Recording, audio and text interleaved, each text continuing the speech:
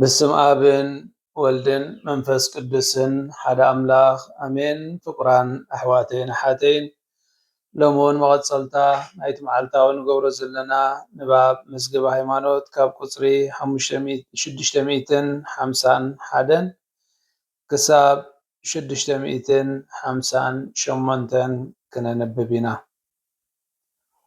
ትርጉም ትንሣኤን ድሕነታዊ ቁም ነገሩን ቁፅሪ 651 ክርስቶስ ዘይተንስእ እንተኾይኑ ስብከትና ኮንቲ እዩ፣ እምነትኩም እውን ኮንቲ እያ። ትንሣኤ ከዓ ልዕሊ ኩሉ ንናይ ክርስቶስ ተግባራትን ትምህርትን ዘረጋግፅ እዩ። እቲ ኩሉ ሓቅታት እቲ ብሰብኣዊ አእምሮ ዘይብፃሕ ዘበለውን ከይተረፈ ርግፅነት ዝረክብ ከም ተቀዲሙ ዝኣተወ ቃል ብትንሣኤኡ ገቢሩ ክርስቶስ ናይ መለኮታዊ ስልጣኑ መመሳኸሪ እንተቕረበ ጥራሕ እዩ። ቁፅሪ 652 ትንሣኤ ክርስቶስ ነቲ ኣብ ብሉይ ኪዳን ዝተዋህበ ቃል ተስፋ ኮነ። ኢየሱስ ብግዜ ምድራዊ ህይወቱ ንብዘሎ ተፍጻሜቱ እዩ። ከምቲ ቅዱሳት መጻሕፍቲ ዝብልዎ ዝብል ብሂል እምበኣር ትንሣኤ ክርስቶስ ናይቲ ኣቐዲሙ ዝተነግረ ተፍጻሜት ምዃኑ የመልክት። ቁፅሪ 653 ናይ መለኮት ኢየሱስ ሓቅነቱ ዝረጋገፅ በዚ ትንሣኤኡ እዩ። ንወዲ ሰብ ልዕል ምስ ኣበልኩምዎ ኣነ ከም ዝኾንኩ ሽዑ ክትፈልጡ ኢኹም ኢሉ ነበረ። ናይቲ ዝተሰቕለ ትንሣኤኡ እምበኣር ንሱ ብሓቂ እቲ ኣነ ዘሎ እየ ከም ዝኾነ ወልደ እግዚኣብሔር ኣምላኽ ብቐንዱ ከም ዝኾነ ዘርኢ እዩ። ንሕና ከዓ እቲ ኣቦታትና ኣምላኽ ተስፊዎም ዝነበረ ነበስረኩም ኣሎና። ኣብ ካልኣይ መዝሙር ንስኻ ወደይ ኢኻ ኣነ ከዓ ሎሚ ወለድኩኻ ዝብል ጽሑፍ ከም ዘሎ ኣምላኽኒ ኢየሱስ ካብ ሞት ከም ዝትንስእ ብምግባር ኣባና ኣብ ደቆም እዚ ተስፋ እዚ ፈጸሞ ክብል ቅዱስ ጳውሎስ ነቶም ኣይሁድ ይእውጀሎም።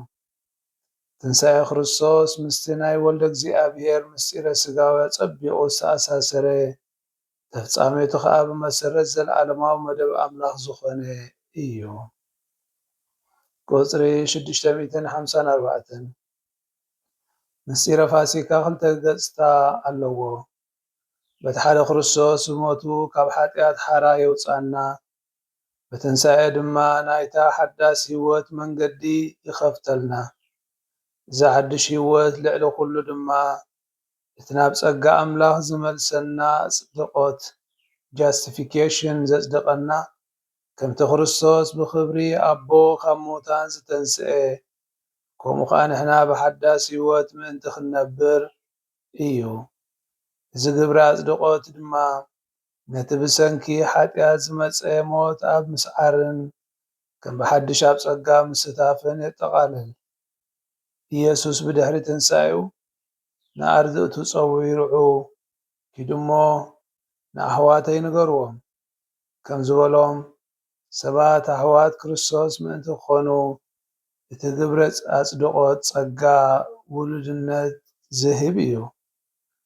ንሕና ኣሕዋቱ ዝኾንና ከዓ ብባህሪ ዘይኮነስ በቲ ናይ ጸጋ ውህበት እዩ። ምክንያቱ ከዓ ዝተዋህበና ናይ ጸጋ ውሉድነት ኣብቲ ትንሣኤው ብምልኣት ዝተገልጸ ኣብቲ ናይ እንኮ ውሉድ ህይወቱ ሓቀኛ ሱታፌ ከም ዝህልወና ይገብር። ቁፅሪ 655 ኣብ መወዳእታ ድማ ትንሣኤ ክርስቶስ ከምኡውን እቲ ዝተንስአ ክርስቶስ ባዕሉ ኣብ ዝመጽእ ንዝፍጸም ትንሣኤና መቕድም ምንጭን እዩ። ክርስቶስ ካብ ሙታን ተንስአ፣ በዚ ከዓ ናይቶም ዝሞቱ በኩሪ ትንሣኤ ኮነ። ከምቲ ኩላቶም ብኣዳም ዝሞቱ ከምኡ ድማ ኩላቶም ብክርስቶስ ሕያዋን ክኾኑ እዮም።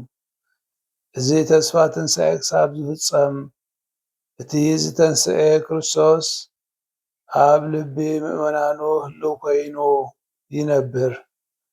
ክርስቶስ ድማ ኣብ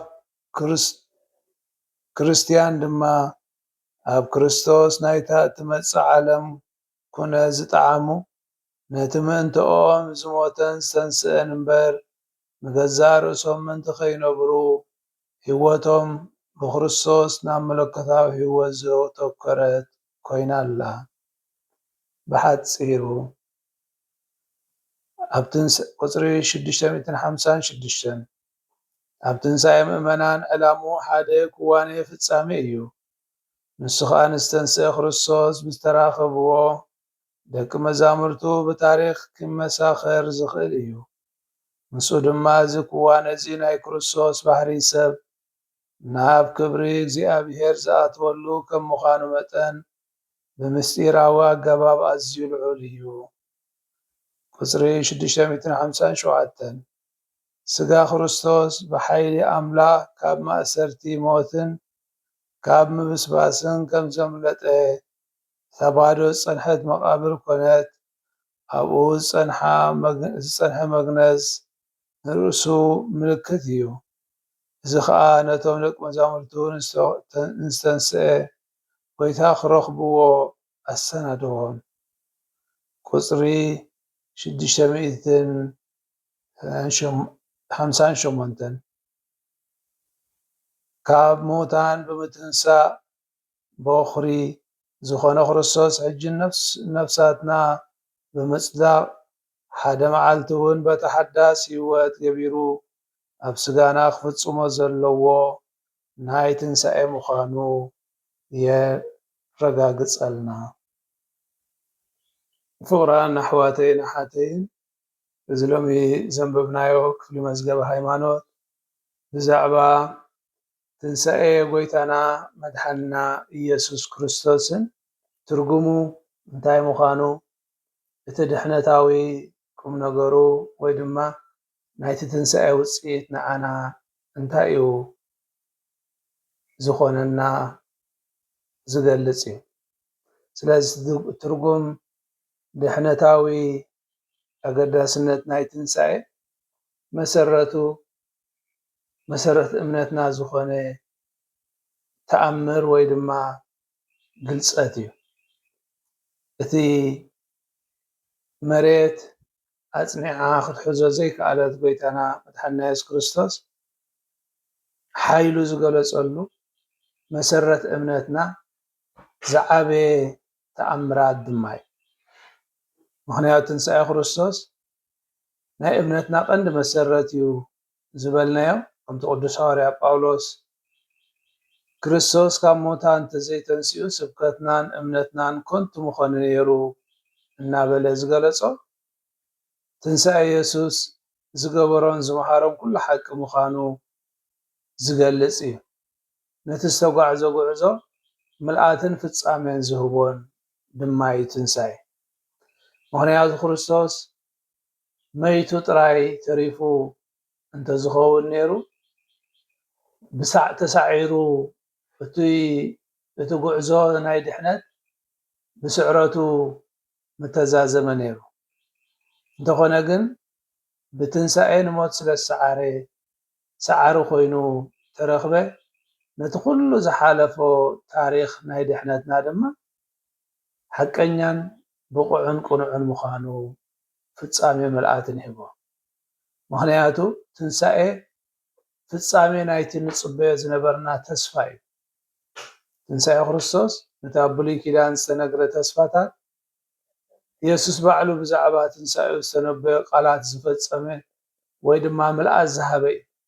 ነቲ ናይ ብሉይ ኪዳን ትንቢት ኮነ ነቲ ብሓድሽ ኪዳን ባዕሉ ጎይታና ኢየሱስ ክርስቶስ ብዛዕባ ገዛእ ርእሱ ዝተዛረቦ ንዑ ምልኣት ዝህብ እዩ። ነዚ ድማ እንታይ መረጋገጽተልና እቲ መለኮታዊ ግልፀቱ መለኮታውነቱ ትንሣኤ ኢየሱስ ንሱ ብሓቂ ወዲ ኣምላኽን በዓል ኣምላኽን ምዃኑ ዘረጋግጽ መለኮታዊ ምልክት እዩ። ስለዚ እቲ መግለፂ እቲ መለኮታዊ ንብሎ ዘለና ንሱ ኩሉ ክገብር ዝኽእል ኣምላኽ መለኮት ምዃኑ ዝገልጽ እዩ። እዚ ፍጻመ እዚ ኢየሱስ ምስቲ ኣነ እየ ዝብል መለኮታዊ ኣያም ዝብል መለኮታዊ ስም ሓደ ምዃኑ ዘርእየና ድማ እዩ። ሙሴ መን እዩ ክብሎ መን ኢኹን ንኽብሎም ምስ በሎ እቲ ዘሎ እቲ ህያው ኣነ እየ እናበለ ክምልሰሉ ይርከብ። ስለዚ እቲ መረገፂ መለኮታውነቱ ብትንሳኤ እዩ ምልኣት ዝረክብ። ንሱ ከዓ ምንጪ ሓድሽ ህይወት ምዃኑ ነቲ ኣረጊት ሰብነትና ቀንጢጡ ሓድሽ ህይወት ዘልብሰና ምዃኑ ከዓ ይነግረና። ትንሳኤ ምስቲ ሞት ኢየሱስ ተኣሳሲሩ ክልተ ዓብይ ረብሓ ዝህበና ድማ እዩ። ክልተ ዓበይቲ ነገራት፣ እቲ ቀዳማይ ብሞቱ እቲ ካልኣይ ከዓ ብትንሳኤኡ። ብሞቱ ካብ ሓጢኣት ሓራ ግበረና፣ ንሓጢኣትና ከዓ ከም ንመውት ግበረና። ብሓጢኣትና ምክንያት ከም ንመውት ዘይኮነስ ንሓጢኣት ምዉታት ኮይንና ከም ንርከብ ገበረና። እቲ ካልኣይ ከዓ ብትንሳኤኡ ናብ ሓድሽ ህይወት ፅድቂ ዘሰጋግረና እዩ። ምክንያቱ እቲ ካብኡ ንረክቦ ሓድሽ ናይ ትንሳኤ ኩነት ብሓቂ ንፅድቂ ንዕብየት ንቅድስና ዝኮነና እዩ። እዚ ድማ እዩ እንደገና ውሉድ ኣምላኽ ኣሕዋት ክርስቶስ ክንከውን ዝገብረና። ስለዚ እቲ ትንሳኤ ክርስቶስ ብሓጢኣትና ምክንያት ምስኡ ብምዋት ንሓጢኣት ምዉታት ብምዃን ንትንሳኤ ግን ህያዋን ንኸውን። ስለዚ ዕዳና ተኸፊሉ ስለ ዝኾነ ብናፅነት ምስኡ ክነብር ንኽእል። እዚ ከዓ ዘይቋርፅ ተስፋ ትንሳኤ ዝህበና እዩ። እዚ ተስፋ ትንሳኤና ንብሎ ዘለና ትንሳኤ ክርስቶስ ናይቲ ንሕና መወዳእታ ንረኽቦ ትንሳኤ በኹሪ ወይ መሰረት እዩ። ምክንያቱ ትንሳኤ ክርስቶስ ንና ኢና ንረክበሉ ዘለና ነቲ በኹሪ ዝኾነ ናይ ድሕነትና ዝኾነ ክርስቶስ ካብ ሙታን ስለ ዝተንስአ ንሕና እውን ብኣብኡ ኣቢልና ናይ ዘለኣለም ሂወት ክንረክብ ተስፋ ኣሎና ይብለና። ስለዚ ብክርስቶስ ጌርና ዘለኣለማዊ ሂወት ንምውራስ ተስፋ ዘሎና ኢና። ትንሳኤ ናይ ተስፋ እዩ። ትንሳኤ ናይ ሓጎስ እዩ። ትንሳኤ ናይ ምሕረት ግዜ ስለ ዝኾነ በኣር ሕፅር ዝበለ ትንሳኤ ክርስቶስ እቲ ዝዓበየ ናይ እምነትና ሓቂ ፍፃሜ ክርስቶስ በኹሪ ካብቶም ዝደቆሱ ብምዃን እቲ ቀዳማይ ቆሮንጦስ 15:20 ዝገልፆ በኹሪ ናይቶም ዝደቀሱ ብምዃን ንሞት ስዒሩ ንዓና መኣዲ ሂወት ከፊቱልና ይርከብ። በኣር ትንሳኤ ኢየሱስ ታሪኻዊ ፍፃሜ ጥራይ ዘይኮነ ንደቂ ሰባት ካብ ሓጢኣት ሞትን ድንጋይ ሞትን ዘድሕን መለኮታዊ ስራሓት እዩ።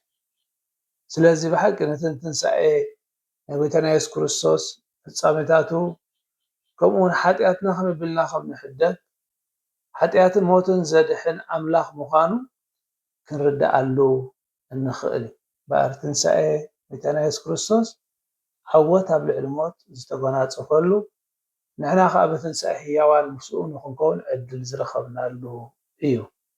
ንኩላኩም እግዚኣብሔር ይባርኽኩም። ስብሃት ንኣብን ንወልድን መንፈስ ቅዱስን ይኹን ጥንቲ ከም ዝነበረ ሕጂ ከዓ ንወትሩን ዘለኣለም ዓለም ኣሜን። በስመ አብ ወወልድ መንፈስ ቅዱስ ሓደ ኣምላኽ ኣሜን።